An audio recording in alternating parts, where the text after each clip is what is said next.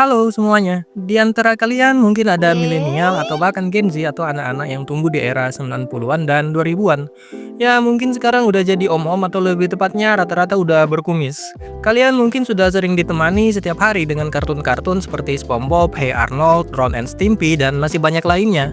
Kalian pasti mengenal perusahaan yang memproduksi acara-acara itu, yaitu si logo Orange, Nickelodeon. Aku yakin, dulu kalau udah ngelihat logo Orange itu pasti senangnya minta ampun. Udah siap-siap duduk depan TV, terus nonton sambil ngemil. Dan pasti jengkel banget pas lagi suruh-suruh nonton terus dipanggil sama emak disuruh beli beras. Tapi tahukah kalian di balik keceriaan yang ditayangkan oleh si logo Orange ini, ada sisi gelap pada tayangan-tayangan mereka. Nah, hari ini kita akan membahas 5 adegan pada kartun Nickelodeon yang tidak pantas. Tapi bukan nggak pantas juga sih. Mungkin lebih tepatnya agak kelam untuk ditonton oleh anak-anak. Nomor 5, adegan penculikan pada kartun Rugrats.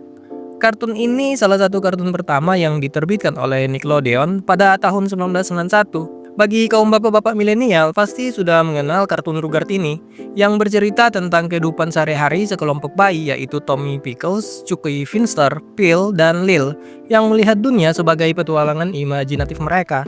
Tapi di salah satu adegan dari kartun ini ada scenes yang cukup disturbing untuk ditonton. Apalagi tema dari kartun ini menggambarkan sisi imajinatif dari keempat bayi, yaitu pada episode Ruthless Tommy. Di scenes ini Tommy menyelinap keluar dari rumahnya, tapi sialnya ia malah diculik oleh dua orang pria, yang sebenarnya mereka salah culik. Karena target mereka bukan Tommy, melainkan anak bayi lain yang keluarganya kaya raya. Karena terlanjur diculik, mereka meminta tebusan dengan menempelkan surat di jendela keluarga Pickles. Tapi karena si Tommy sering bikin ulah, kedua orang ini malah jadi nggak tahan dan mengembalikan Tommy tanpa meminta tebusan apapun. Menurutku adegan ini terlalu vulgar dan brutal buat ditonton anak-anak. Masa iya kejahatan serius kayak penculikan dijadiin lelucon? Bukan sembarang petualangan bayi kalau kayak gini, tapi malah jadi simulasi kriminal, Pak. Nomor 4, adegan depresi di kartun SpongeBob. Aku rasa kita semua tahu, SpongeBob itu kartun yang temanya konyol, ceria, bahkan sampai ada kritik sosial di balik kartun SpongeBob itu. Dan karakter SpongeBob itu sendiri memang didesain untuk membawa keceriaan bagi penonton, apalagi untuk anak-anak. Nah, hal itu berbanding terbalik dengan tetangganya yaitu Squidward, yang karakternya malah anti SpongeBob. Ia pendiam, angkuh, dan pemarah dan sangat membenci SpongeBob. Akan ada sebuah hari di mana aku akan membuat sesuatu dalam hidupku, dan aku tidak akan pernah menginjakkan kakiku lagi di perangkap rumput ini lagi. Kita bertemu lagi setelah kau makan siang, Squidward. Baiklah. Nah, di episode Are You Happy Now diceritakan Squidward mengalami depresi berat, mungkin karena judul atau pinjol yang nggak bisa ia bayar. Sorry, bercanda. Lebih tepatnya mungkin sedari kecil ia nggak punya kenangan indah sama sekali. Merasa kasihan, SpongeBob mengajaknya membuat kenangan indah, entah apa yang dimaksud oleh SpongeBob. Tapi rencana itu gagal, Pak. Malah Squidward makin depresi, ia akhirnya mengunci diri selama 2 minggu di kamar. Karena khawatir, SpongeBob berencana menjenguk Squidward. Ia melihat kondisi rumah Squidward yang berantakan dan Squidward yang berjalan sempoyongan dengan jubah mandi. Karena Squidward menolak bantuan SpongeBob, SpongeBob berkata, Well, at least we know he's still alive. ini sebenarnya hanya kata-kata lelucon alas kartun SpongeBob, tapi menurutku apa yang dikatakan SpongeBob, lelucon tersebut agak disturbing karena mengarah ke bunuh diri. Menurutku lelucon ini terlalu dewasa untuk didengar oleh anak kecil. Belum lagi di salah satu adegan, Squidward mengatakan, aku nggak bisa bahagia. Lalu ia memasukkan kepalanya ke oven. Nomor 3, rasa minder karena miskin pada kartun Arnold.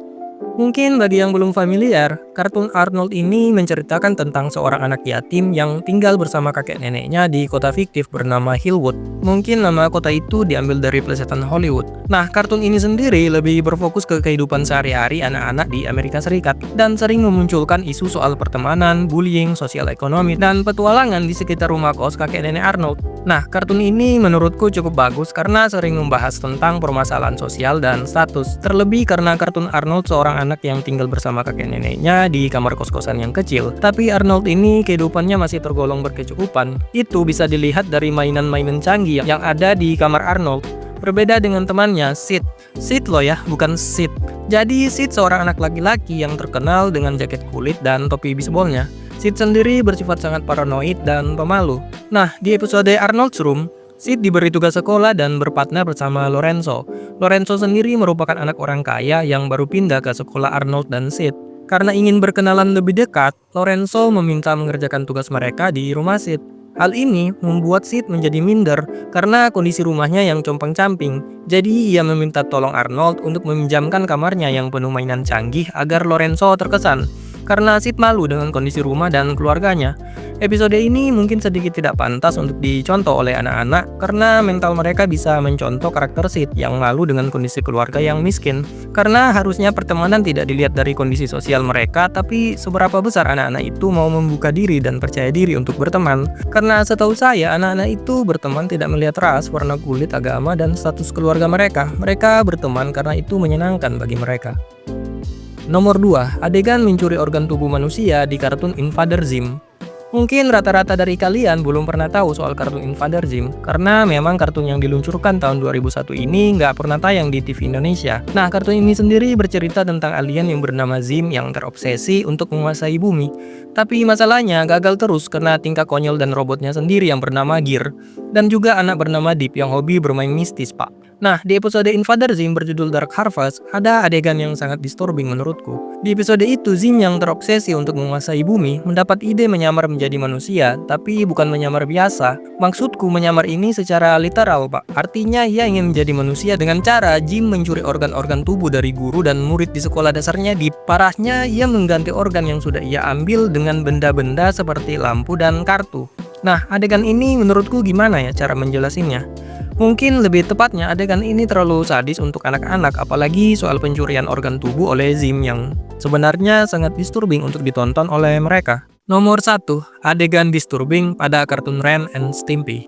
Nah, pembahasan terakhir ini soal kartun Ren and Stimpy yang kartun ini sendiri sih banyak adegannya yang dikritik karena nggak pantas ditonton oleh anak-anak. Salah satunya pada episode Sven Hoek. Ceritanya si Ren ini udah muak banget sama kebodohan Stimpy. Ren nggak mau Stimpy ketemu sama sepupunya yang namanya Sven. Tapi sialnya pas Sven datang, mereka berdua malah makin akrab dan bikin rumah Ren jadi berantakan kayak kapal pecah. Pas Ren pulang kerja, dia ngelihat piringan hitam kesayangannya ditempelin permen karet dan pasir kucing berserakan di mana-mana. Disinilah momen paling disturbing itu terjadi. Ren benar-benar kehilangan kesabaran dan ngeluarin kata-kata yang ngeri banget, Pak. Dia secara gamblang bilang mau ngerobek bibir mereka, mencukil mata mereka, sampai mencabik-cabik tangan mereka sampai lepas. Ini bukan bahasa kartun anak-anak, tapi udah kayak dialog film psikopat. Nggak berhenti sampai di situ, si Ren yang udah kalap ini juga melakukan hal yang benar-benar nggak sopan. Dia mengencingi permainan papan milik mereka. Tapi sialnya permainan itu punya tegangan listrik tinggi sampai akhirnya meledak.